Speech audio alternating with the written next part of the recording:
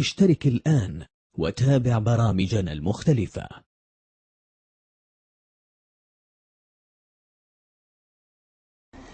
بوتفليقة طبعا كل ده مجازا يا جماعه، انتوا عارفين انه مجازا يعني مش كل مره هقول وكانه بوتفليقة وكانهم هم اللي بيعملوا الحاجات. بوتفليقة التقى بالمبعوث الاممي الاخضر الابراهيمي، وانا كمواطن عربي بسيط جدا جدا يعني بحط ايدي على قلبي من هذه اللقاءات، خصوصا لما تكون مبعوث اممي ان شاء الله لابس جبه خضراء، مش اسمه الاخضر الابراهيمي، لابس جبه خضراء بتاعت الصالحين دي. الاخضر الابراهيمي قال ايه كان بيقابل بوتفليقة؟ يا ترى العصابه بتجهز ليه؟ السؤال ده لازم يجيب عليه الشعب الجزائري. Le président de la République, Abdelaziz Bouteflika, a reçu l'Akhdar Ibrahimi, ancien diplomate, qui lui a rendu une visite de courtoisie. Je vous propose d'écouter la déclaration de l'Akhdar Ibrahimi.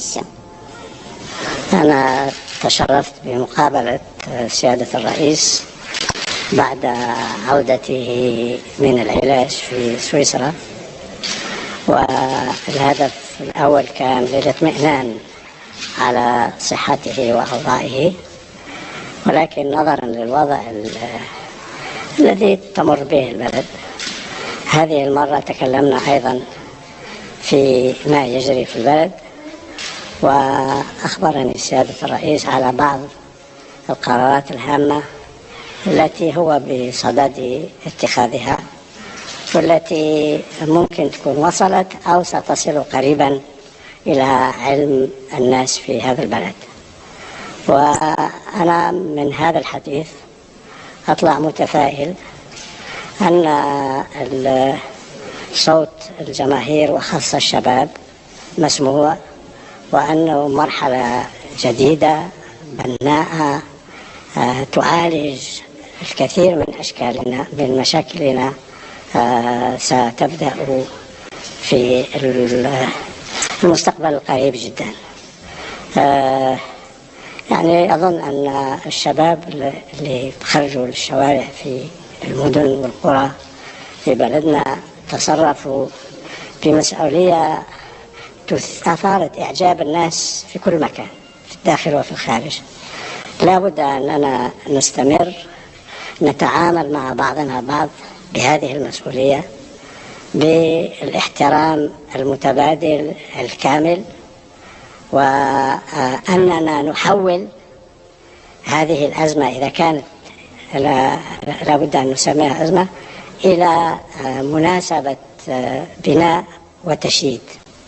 فتمنياتنا للجميع وشكرا جزيلا.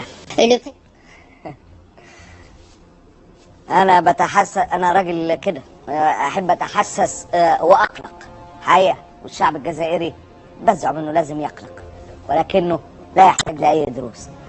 شايف بعض التعليقات في حد كاتب مثلا على في اطمن أنت مش لوحدك، هات لي الهاشتاج تكرما، ضربة جيدة وقوية وغير متوقعة على ضمان محمد ناصر.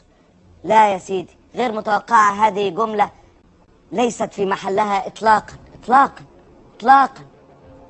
محمد ناصر رفيق الكفاح،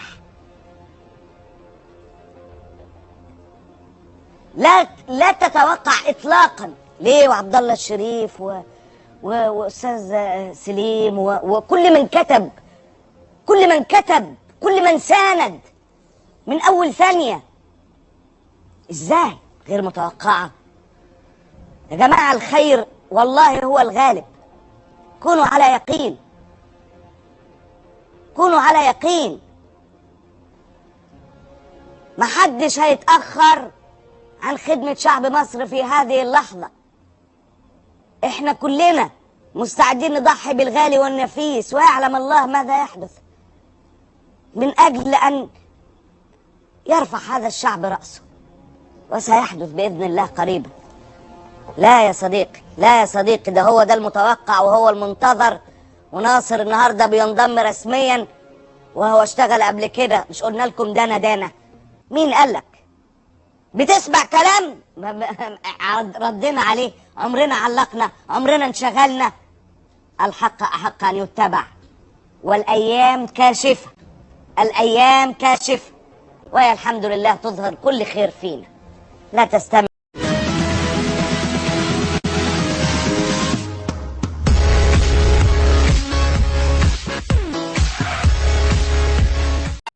اشترك الآن وتابع برامجنا المختلفة.